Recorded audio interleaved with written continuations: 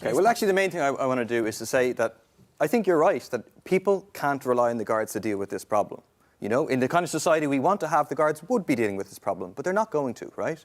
So actually, ordinary people themselves who are horrified at what they're seeing developing and should expect this to get worse, need to get organised, need to get active. Like Forza Trade Union is really to be commended for organising an important protest in Cork to defend the librarians. The Gardaí would not defend the librarians, but the union came out, organised a big protest and did so, and I think we have to do what we did again. On February 18th of this year, we put 30,000 people on the streets to say Ireland for all, to say we've enough wealth in this country to address all of the real issues. You didn't want the government. We did not want the government. Exactly. Because why? Can I tell you why? Well, hold on, Paul. If you don't want the unity of purpose to take on the far right, if you don't want the unity of purpose, then you only want to do it on your terms. I tell you what, you cannot build an alliance against the far right that involves the government. Why?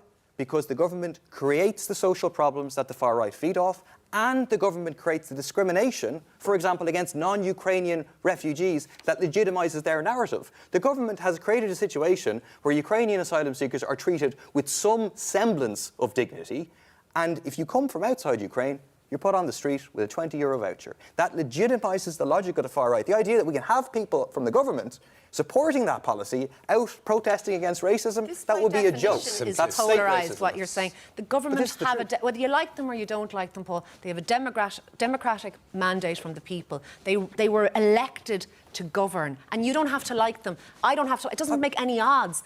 But for you to say, no, anyone but the government, that's why we're polarising. No, if I'm organising a protest to organise against racism, I can argue within that protest movement that I think it would be counterproductive to have the people who are responsible for the problems... Counterproductive for who? For you? No, for the organisation of an anti-racist movement. Okay. Because the point is there are real issues. Housing, cost of living, etc. The question is, the left says it's those at the top who are responsible, the developers, the corporate landlords, the big business profiteers. The far right says blame people below you. That's the big difference. Okay, there are real problems. It's a question of who's to blame. We will have to come back here.